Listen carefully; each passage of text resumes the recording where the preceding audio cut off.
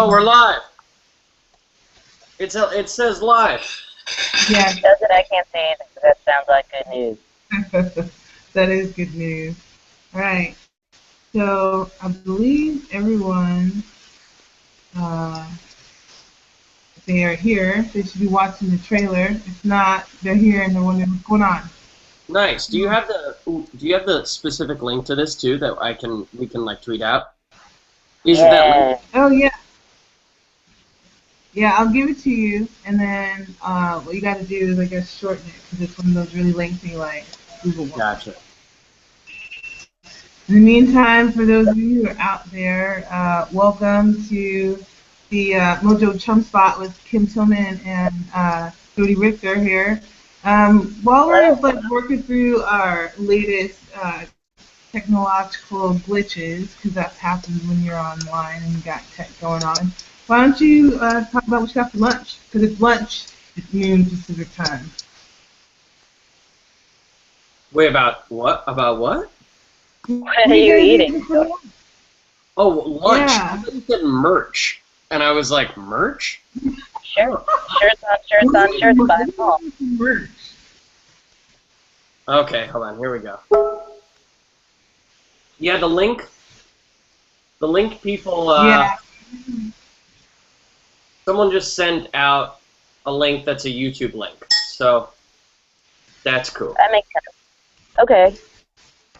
Well, good on you, because I wouldn't have found it. Lori Italian Star Kid sent it to us on Twitter. Oh, very good. Thank you, Lori.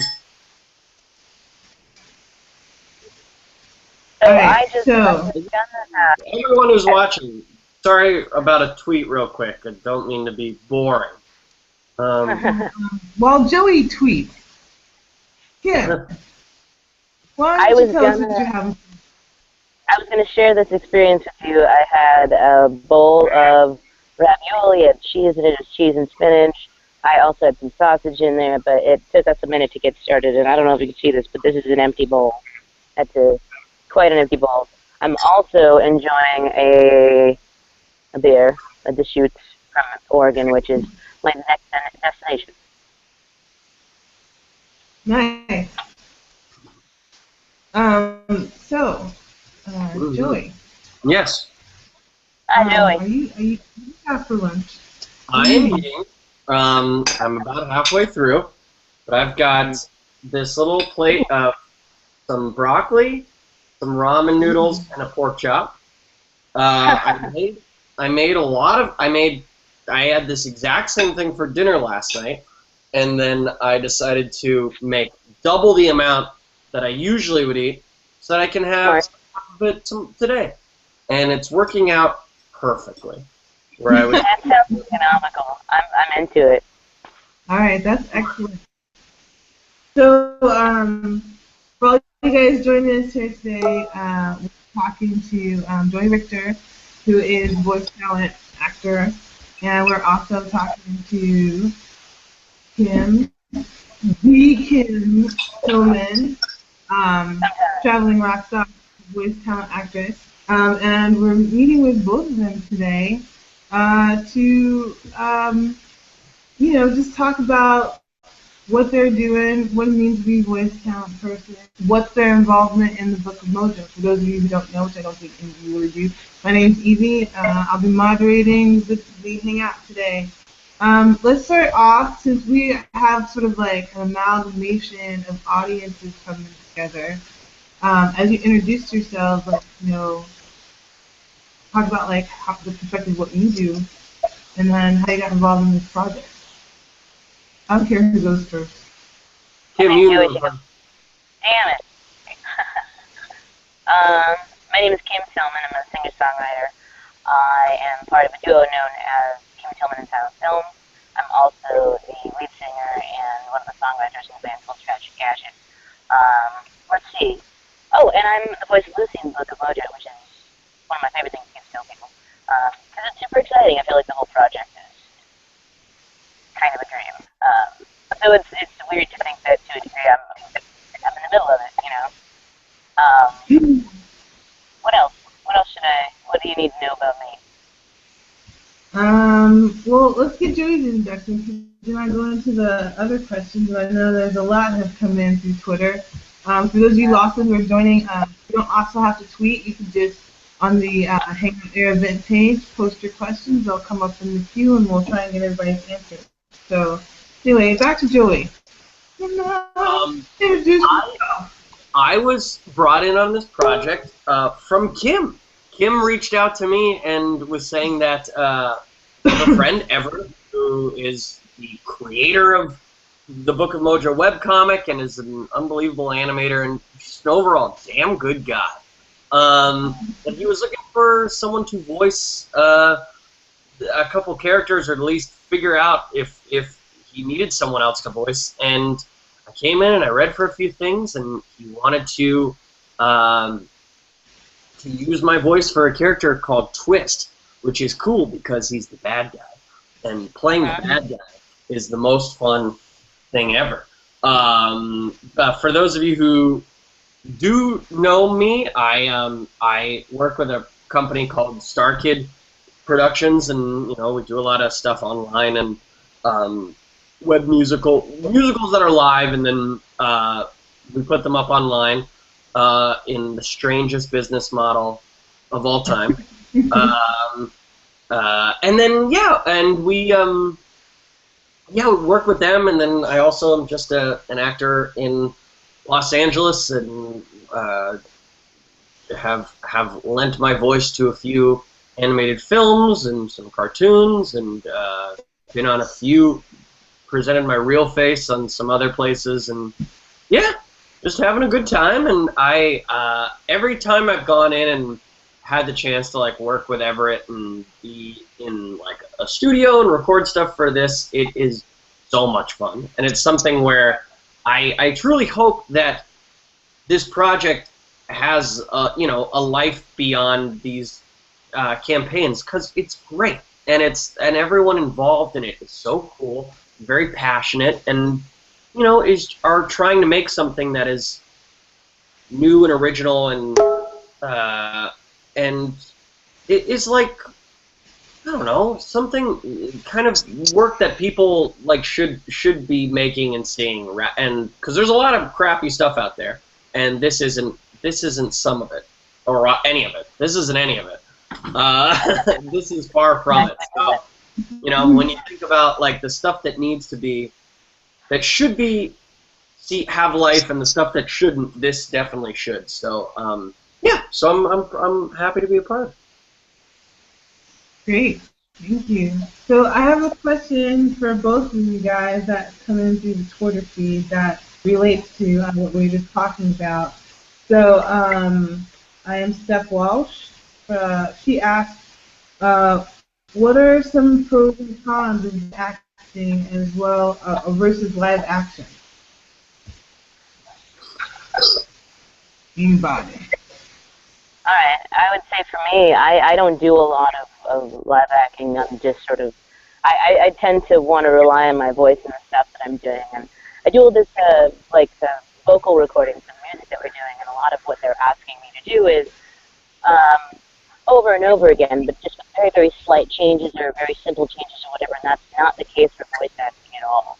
So when I'm supposed to do a line, I get to do it in 3, if not 7, 10 wildly different ways, and it's exciting to sort of approach something familiar like voice recording, but from a completely different mindset. But in terms of the actual acting with my body, my face stuff, that's all new to me. We'll see if I actually end up doing it.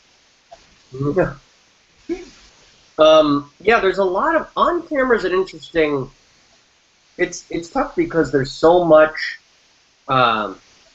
There's so many factors that go into what one's performance is in terms of on camera. There's a lot of technical stuff that you have to keep in mind. And it is a very technical way of performing, especially for single camera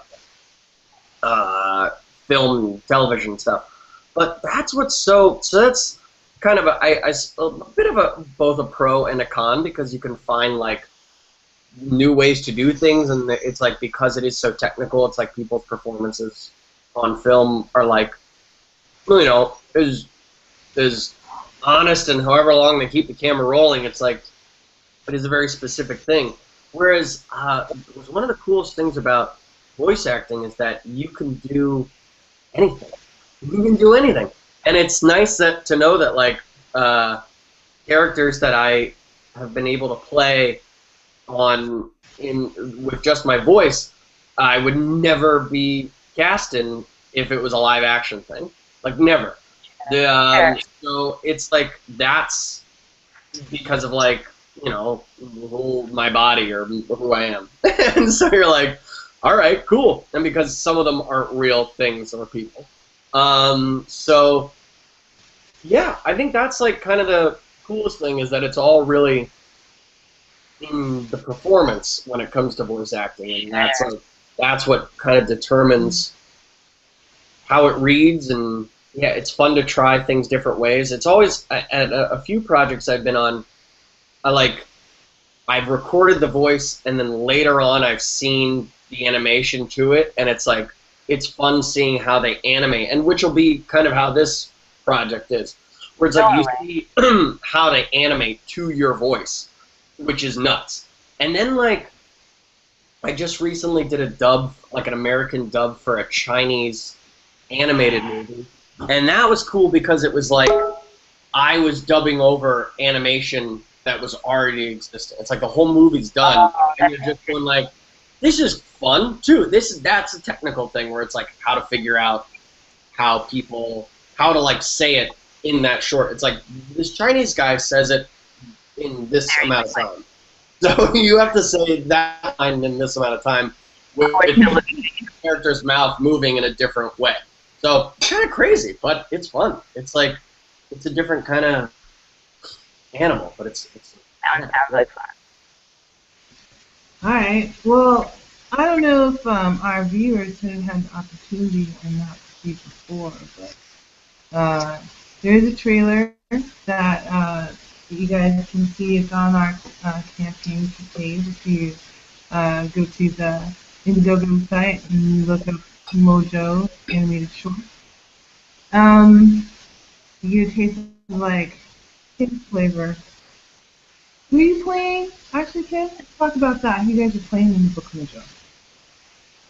I'm sorry? Who are you playing? Who are you playing? Oh, I'm Lucy in the Book of Mojo. I'm a 13-year-old free witch. For reasons currently unknown, I've been separated from my father, and there's some magic I'd like to try and do and see if there's anything I can do about it. Streets are dangerous. I'm all right with that. I'm dangerous too. I don't know, she's such a fun character to play, just because, I recall, I mean, I've been shy my whole life, but I was kind of a mouthy little kid, because, I was clever, and I think that people underestimated me, and I think in that way, I can really relate to the character Lucy. I don't know, it's really fun to look back and be sort of invincible in that little kid way, and play it out and see where it goes, especially in a world like this one. It's a little bit dark, and at the very least, like, not so playful as some of these other ones. Not to the point what? Wait, repeat that part again. Not so, like, playful as some of these other, like, fantasy worlds. Like, this one looks like there might be some real danger around, and I'm curious to see what kind of trouble Lucy finds herself in. There's from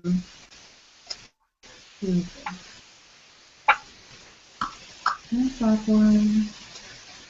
someone had asked, like, both of you guys, who you relate to your characters and stuff, and so what you just said, Kim, like dovetails into that.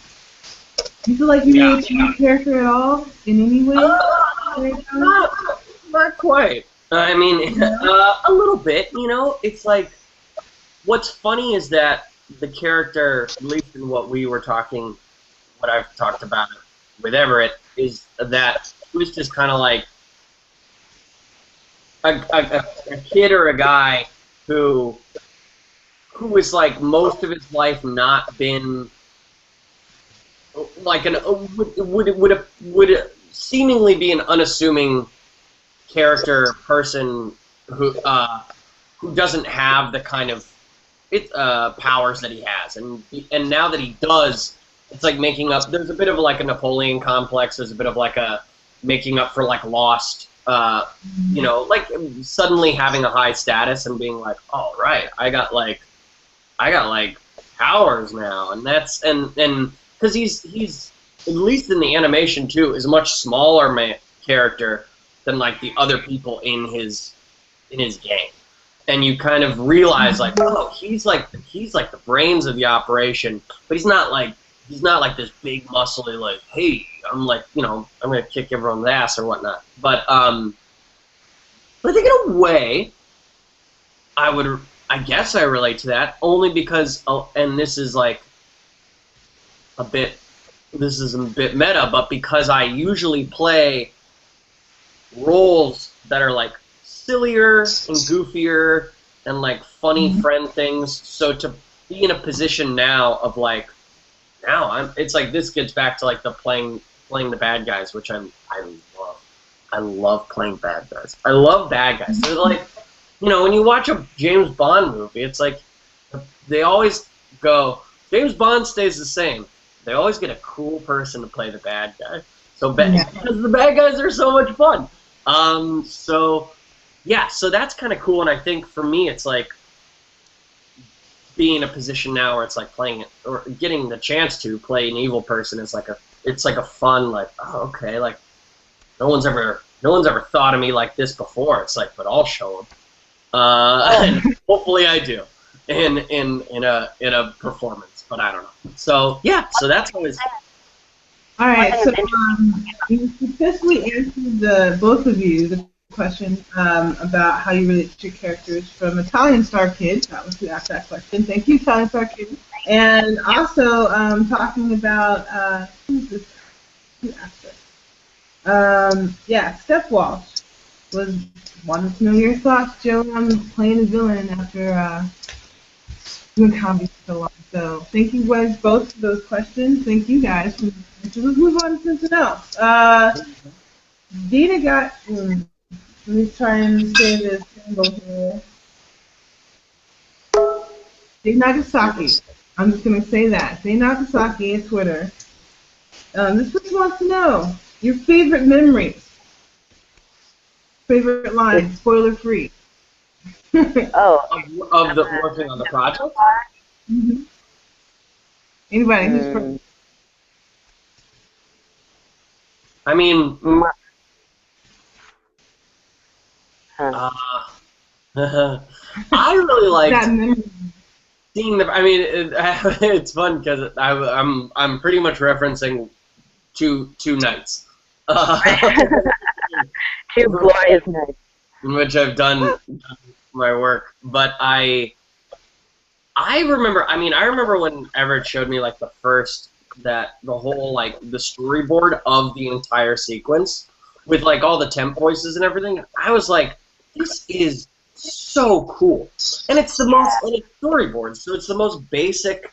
You know, it's like you're seeing all the action basically cut together, and it's like pretty incredible. And that was like a really exciting thing. And then, you know, being able to just go into a booth and like, I always like doing efforts, like noises of like fighting and like doing things like, ah, yeah. It's like, that is so fun because you go, I wonder, you're just doing it not knowing at all what it's going to look like, but you go, I look so stupid sitting here just going, yeah, and like pretending to fight no one, and then you go, they're gonna make this look so much cooler. So that's always fun. What about you, Kim? I would say most exciting moment, most exciting memory for me so far has been when I get to go and. Oh, did we lose? We lost Kim. We lost Kim. Okay, she did mention to us earlier that, you know, to have a backup plan if she dropped off the internet and couldn't figure out how to call back. That was her quote. So we hope that she's coming back. Dang. That was no. She sounded like she was, I mean, she was in like I think she was broadcasting on her phone, right? Yeah. So for those of you who don't know or don't follow Kim, Kim is part of Tragic Gadget. She's got a band. That's the name of her band. You can follow them at Tragic Gadget. And she's currently on tour with Last Guest Tour. I think that's how. Okay, Starcade Corner suggested live stream drinking game. All right. Oh, you need a pack. Yes. So I can see. There you are. All right. I did a little lap around the block. There you go. Get your steps in.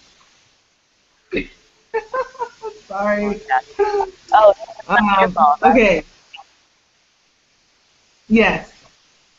Oh, okay. My favorite memory of working on this so far.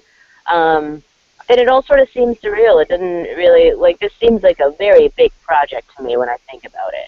And the kinds of, like, the level of talent that's involved in working on it. And I still sort of barely am wrapping my head around the fact that I'm involved. But the first night that I was in the studio, we did a few different voices, so there were maybe a handful of other voice actors there. And, you know, you walk in self-consciously and you read the lines, you make the noises, you know, it's exciting, it's fun. But then when you hear other people do it and you can picture, like, really clearly, like, oh, man, Joey said this, but I saw it like this. And when they actually animate it, it's going to be crazy, which means that's going to be true for my stuff, too.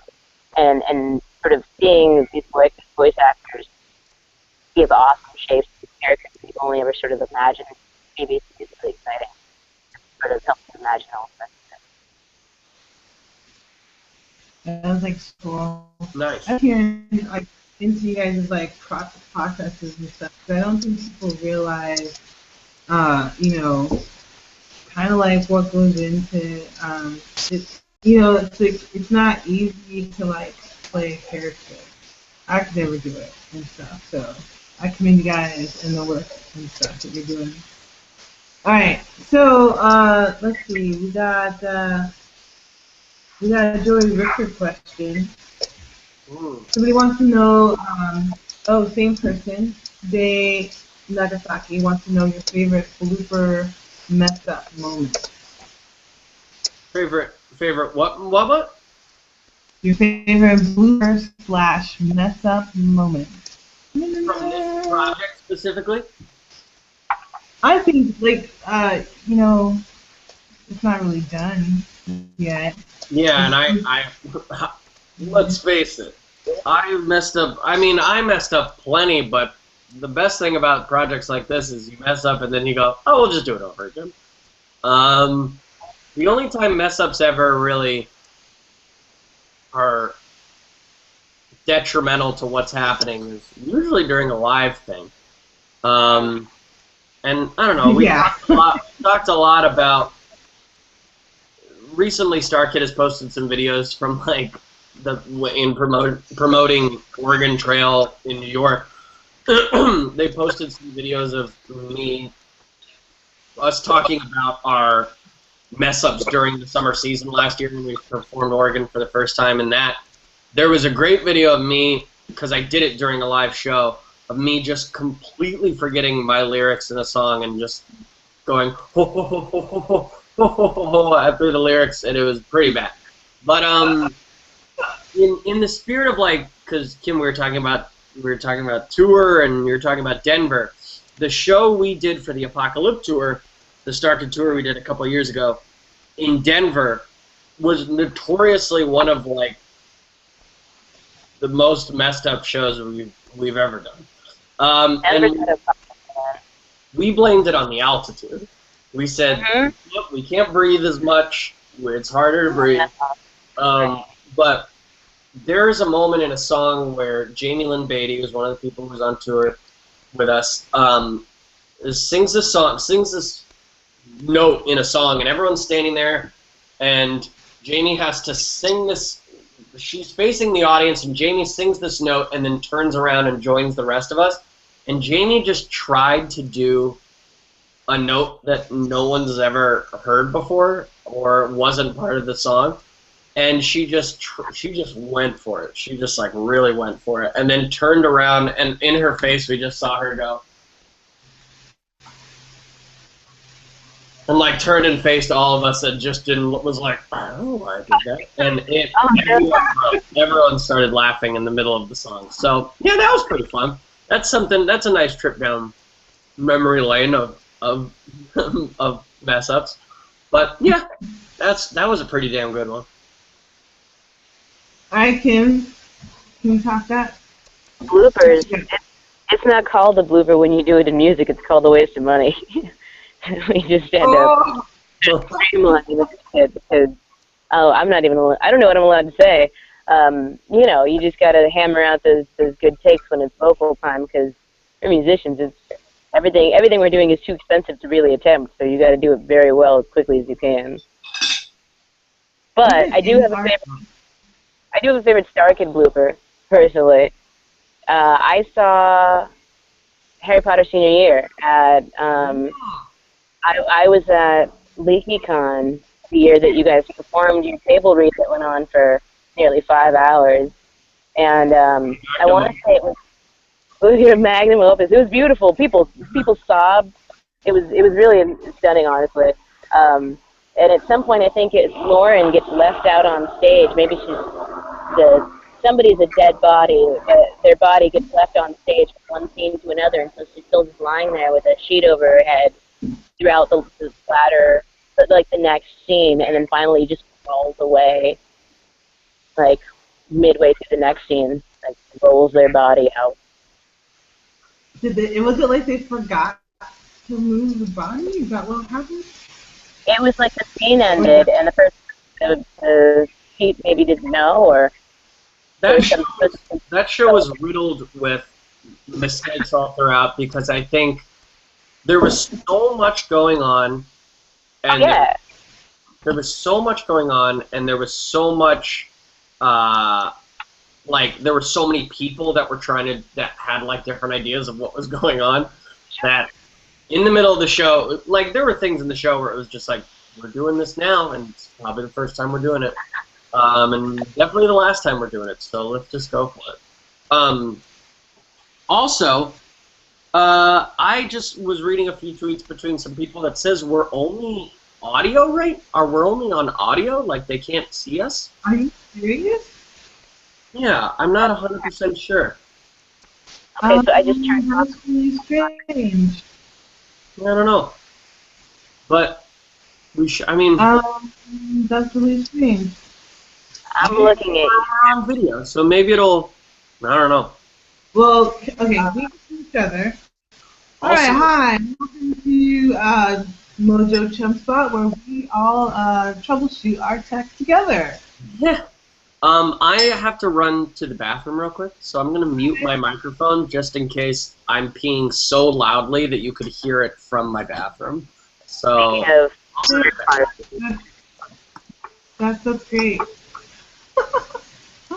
All right, so well, in the meantime, Kim, while Joey's indisposed, as it were, let's see. Well, you brought Joey in. How did ever bring you in? Okay, so I'm in a band called Tragic Gadget, and a couple of years ago we set out to make an animated music video with some friends of ours, and Chris and I drew this picture of like on notebook paper. It's like a bee with like a flower in the distance, and all we said was like, "Bees in love with a flower in the distance," you know. And we sent this this idea out to Tim Hahn and Abe. Oh God, what's his last name? Jason. At Chinese Takeout. Now I think it's Jason. Tim and Abe at Chinese Takeout film, and they sent us this pitch, and the pitch was the entire script for this beautiful animated music video. And we did a crowdfunder and ended up writing a bunch of songs for people who had helped us raise money for the video. But when it was done, we had this really like stunning animated video. And at some point, I got a message from Tim saying that he had a friend who was Everett looking for someone who would be willing to do some quick voiceover in LA because he was moving down here at the time. And they explained to me sort of basically there was a non-speaking role, so it's just going to be like grunting and panting and stuff. And I was like, well, it sounds like it's going to be cool. They said the word rock golem to me, and I was like, I'm in. That is exactly what I want to be doing with my nerdy free time. So it was, I don't know, it was exciting to me. And as soon as I met Everett and we started talking about why he wanted to do this, it was really obvious to me. This is something I wanted to be involved in. And pretty much as soon as anybody started asking me to do anything for it, I was just like, I'm going to say yes until they realize that I'm completely in this thing. Yeah. So how long was that? Starkey Corner wants to know like how long that recruiting took. Was it October? Because I'm not sure when the original trailer went out. I must have been... The original trailer was like, I want to say like 2013 because, oh, hey Joey, welcome back. I'm back. I want to say like 2013 because when I was talking to Montague, one of the animators, he was interning at Pixar at the time and was looking over like Ed and like that crew's shoulder, you know, like I want in on this. He was talking about 2013, so you know, it all kind of squishes together for me. Anyway. That's my twist on that one too. So however long that was going on, whenever that one started, that was where I jumped in and I've been hanging on to that chapter. I'm gonna ask you something else. Starcade Corner. He really wants to get you to sing the Bacon song. Oh yeah. You have to sing the Bacon song. I don't have to, but I want you to indulge you guys about this. Don't make me beg. It's like broadcast. And I need to find out. Can somebody tweet us until is the video working yet? I'm a little concerned about it just being audio. Okay. The restaurant's called Grub Restaurant. It's on Seward in Hollywood. Everyone who works there is the absolute sweetest, and their bacon could also be described that way. It's the sweetest. It's maple bacon. It's thick cut. Ugh, God. So the jingle is, come to Grub Restaurant, order cracked bacon, be good to yourself, and take a vacation. Order the cracked bacon. Seriously. That's a nice jingle. Thank you. And I love that short stuff. I love just sort of showing up and being like, wapow! Musical logo. Right? There you go. That's pretty tight. Okay, Starcade Corner, you got your wish. We both got our wish. Bacon song. Where's the applaud app when I need it? Oh wait. Come on.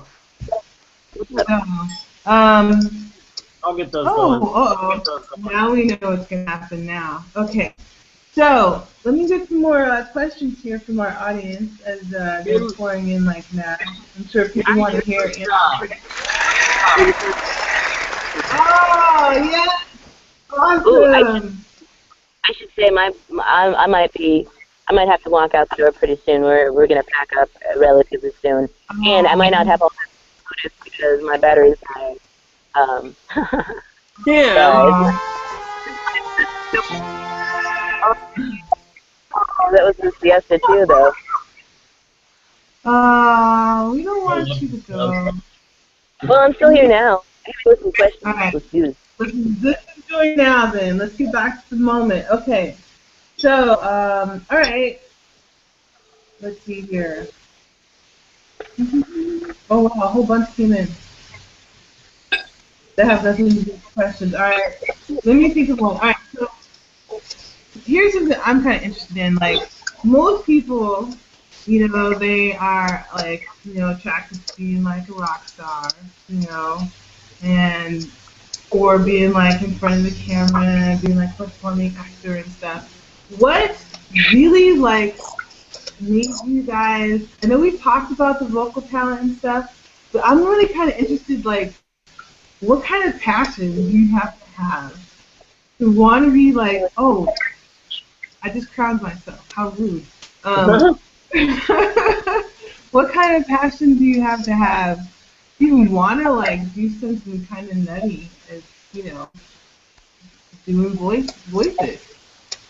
Doing voiceover work is simply the best because I always like it because I can wear whatever I want.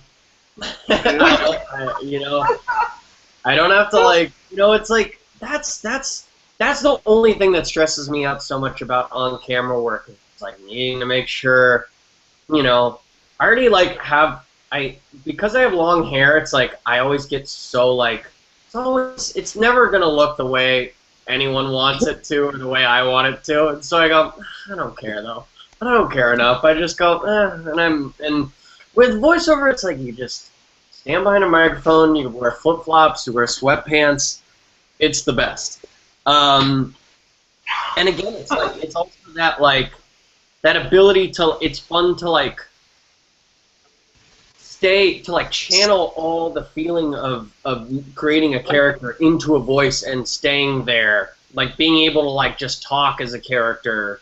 And you know, sometimes if people are willing to like let you record a bunch of things and like riff on a character, but like it's cool because you're kind of focusing it all into one realm of like your, I don't know, your performance. It's and there's obviously like physicality. It's like when you're doing certain things, a lot of stuff won't be seen because it's not on camera. But you know, when we were recording, you're making physical, you're getting into it, even though it's like, because that's just kind of what it takes to get there. You don't have to just, you know, it's hard to stand there and just like be doing the voice and so you're kind of performing, but it's great because no one's gonna see it. It's great because you can just do whatever you want and then go, and hopefully it's all just being channeled right out here.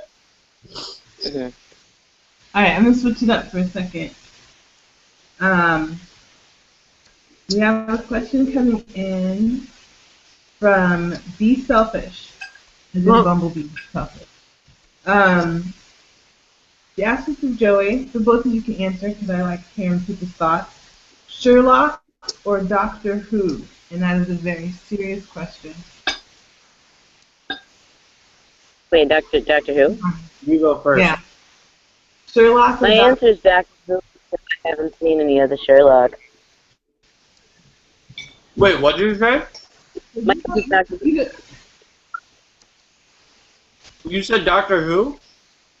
Over Sherlock? Yeah, because I haven't. Oh, I'm going to say Sherlock over Doctor Who. Oh, now this is interesting. Now we're truly getting into some Lucy versus Thales. Okay. Really great. Why? Oh, no. I mean, okay. Granted, I've never watched Doctor Who, so I don't have. Stop. Wait. Halt. Okay, so Kim, you've never read or seen any Sherlock. Is that what I heard? Can you confirm that? Yes. Kim, and then Joey, yeah, are you there, Kim? Oh no, her face is here. Yeah, her face is here. To pee or something. So, Kim. That's muting to pee. Okay. Well, at least I have my defense. So wait, hold on. Because you also have not experienced Doctor Who. I haven't. No. You have. Okay. I have not. I just wanted to like. All right, so Doctor Who versus Sherlock. This should be interesting. What if this was like a battle? Well, I just think it's really interesting. Well, you're choosing Sherlock. Oh, she's gone. Now we can't. Now we couldn't even have a battle if we wanted. Mm-hmm. Well, you're choosing Sherlock over Doctor Who. Why? I'm just curious. I'm not defending. I don't know a lot of what Doctor Who does. I don't know what he does. I know he travels through time and space, but I know it's okay. There's been so many. Thing is, there's so many doctors, but there's only one Sherlock. Okay. And also Sherlock is just so smart. I don't know much. I'm like making claims about Doctor Who because I just don't know anything. But I go Sherlock. I'm stacking them up unfairly. I know because I just don't know anything about Doctor Who. But in terms of show too, I mean, I know Doctor Who's pretty pretty silly, right? Isn't it kind of like, it's kind of silly and like a little campy, right? Isn't it?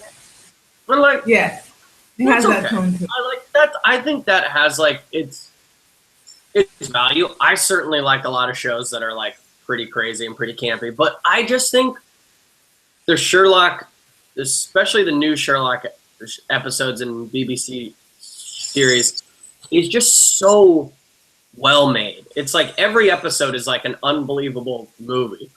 And so you have 9 episodes that feel like 9 films that are like incredible films, like that are about an hour and a half long.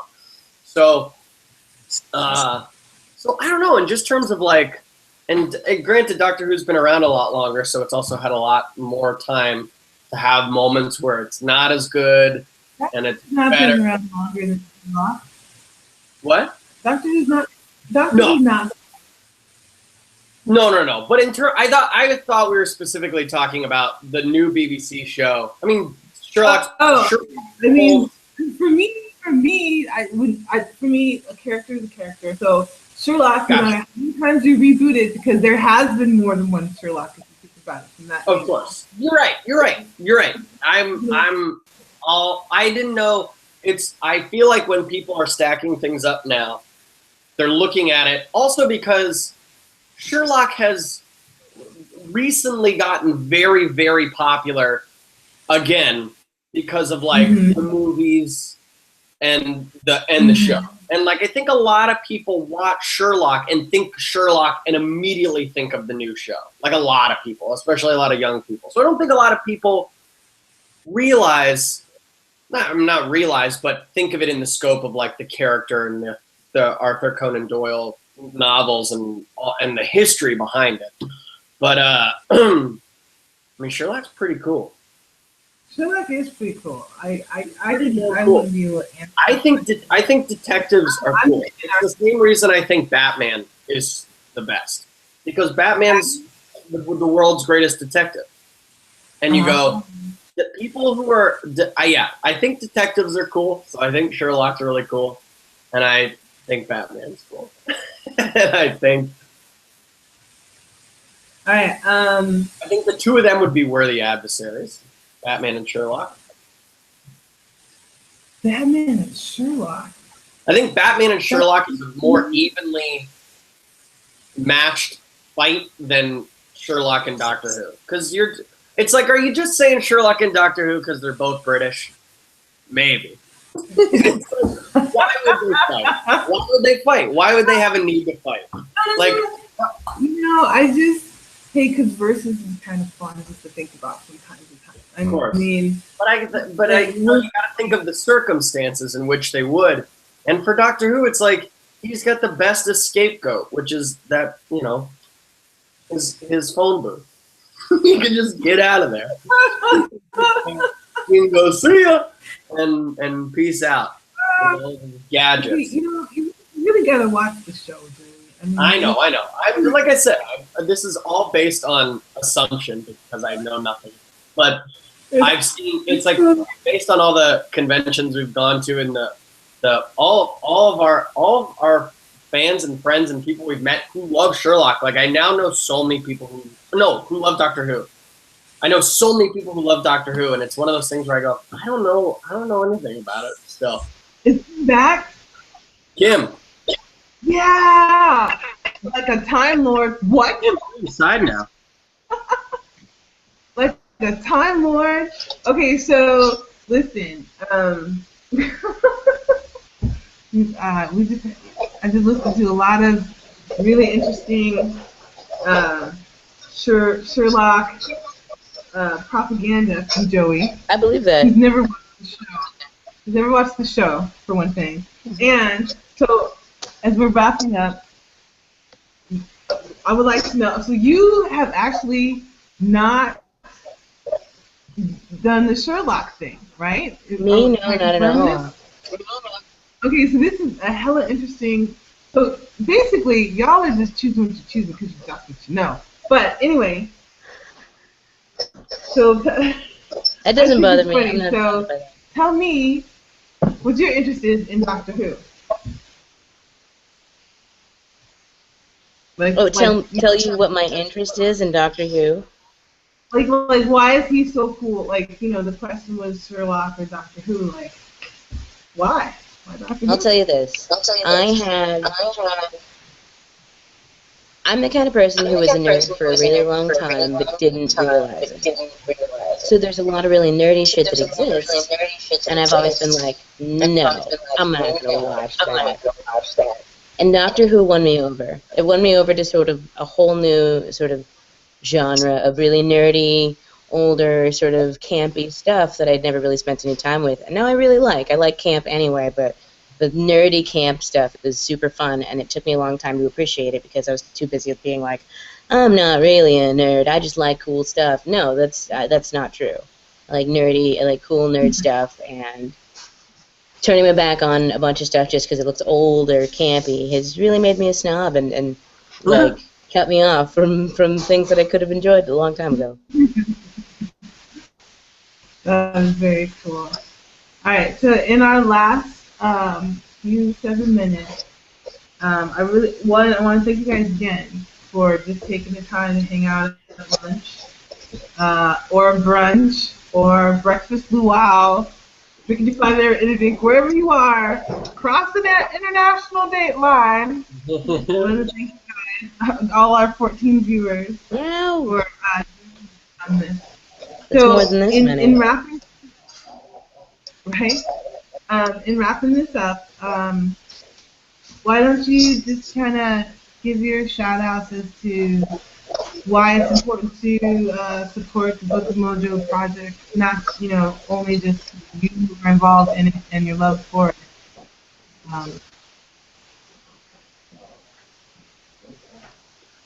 Yeah, well, I think it's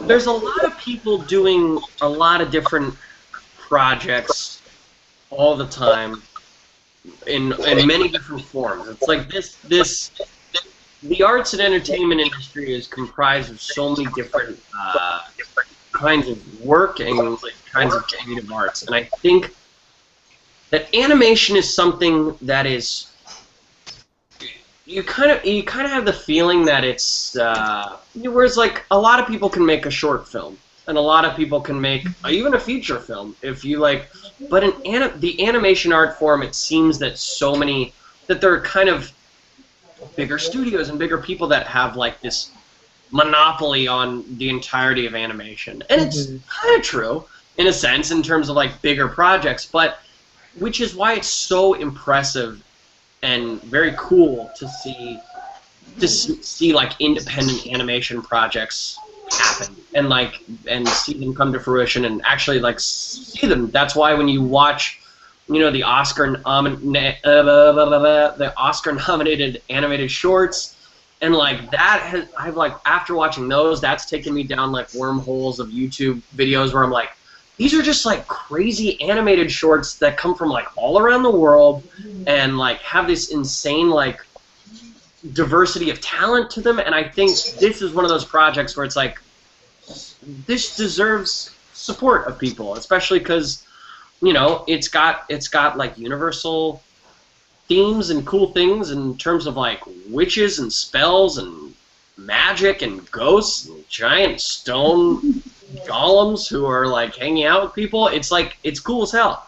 So yeah, so it's the kind of thing where, if you're able to stack it up against other projects that need funding and need support, it's like this outshines a lot of those in just terms of there's just a lot of good, really great, decent, awesome people who work on this and who deserve to like have their work showcased, So so I hope that for this project and for everyone working on it, it's pretty cool. I think it's funny when we look at a project like Book of Mojo and we attribute this sort of like little engine that could feelings to it, because there's obviously it's like something that is being made as a representation of some sort of underdog, like it's just you feel it's there. But when you think about the people who are making it, the like level of talent that is actually creating this, And it's like we're gonna see stuff that nobody's seen before because these are the people who came up with it, who've been training their whole lives to create these things. And when you look at the group of people, just the sheer diversity of the people that are creating it, and also of the characters in this story, the fact that you can have characters that look like lots of different kinds of people and also be representative in their personalities of lots of different kinds of people, and maybe not in obvious ways. Like, I can't think of growing up a black female character who was doing stuff that I was genuinely really interested in, but I'm telling you, they said rock golem to me, they said urban fantasy to me, and those are things that are exciting to me, like, fundamentally. And like, I played Assassin's Creed Liberation recently, and the main character is Aveline. She's a black assassin who is operating in, like, New Orleans. She's speaking French. She goes down to Mexico, and it's the first time I had ever, in 29 years, played a character that I was like, this is someone who looks like me and has similar like interests to me. When I look at a character like Creepy, I feel like that's going to be important to a lot of people. When I look at, like, Everett's daughters, man, little one who shows up to her meetings dressed like Batman, like, she's got to have cool stuff to react to respond to be, like, inspired by, because I see these little kids and they've got huge personalities and they're going to want to reflect that in the world around them, and they're going to want the world around them to reflect that as well. And I think it's terribly important to say, here's a smart character who is like me, who is quirky, who looks like me, and is a real, like, fully developed character, versus an idea or a character who we're not actually interested in learning about, or we never actually get the chance to learn about. Yeah. And like you said, it's like the people working on this are, like, far from amateur. It's not an amateur project. It's a professional project done independently. And, like, and I think everything I've seen is gorgeous. It's just some of the most stunning stuff I've seen.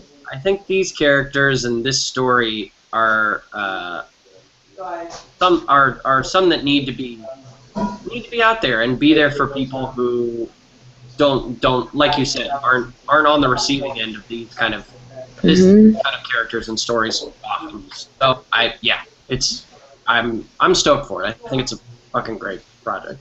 Well, even the fact that you're voicing a character who is like essentially like a bad guy or a nemesis character, but that you guys have put the thought into it to sort of really figure out who this person is. That Twist is not just our bad guy. Twist is a character in this world that has his own motivations and his own concerns. It's more effective too that way, to have, like, a positive, to make someone's motivations positive and good intentioned in a sense, but it's like, maybe not within the context of, like, another character. Personally, it's like to have a positive way of looking at things. I don't know what spoilers. There's a lot I don't know yet, which is pretty exciting as well. Well, we're on. Is the spoiler that Joey is likable? Because I already knew. Hey! Well, woo! He's one of the star kids. There's two things I just want to say. I would like to say, we were just talking about is that, inclusivity is diversity, and vice versa. All in the world together.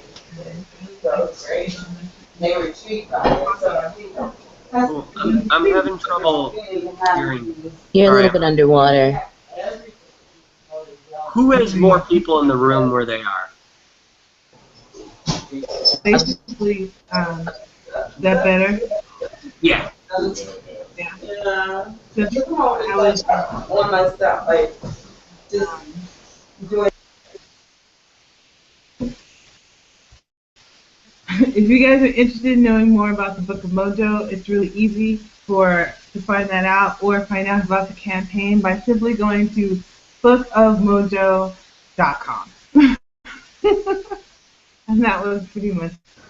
Alright, well, thanks for starting the live last week. Lunchtime, break time, snack time, international dateline is all over. I want to thank you guys again. Joey? Of course. Yeah, Thank you. have fun on your Thank you. I'll be in Portland tomorrow. There you go. Thank you so much. All right, guys. Thanks for tuning in, and you can watch this anytime now. Please do. Adios, Team Mojo. Bye. Bye, guys. Bye.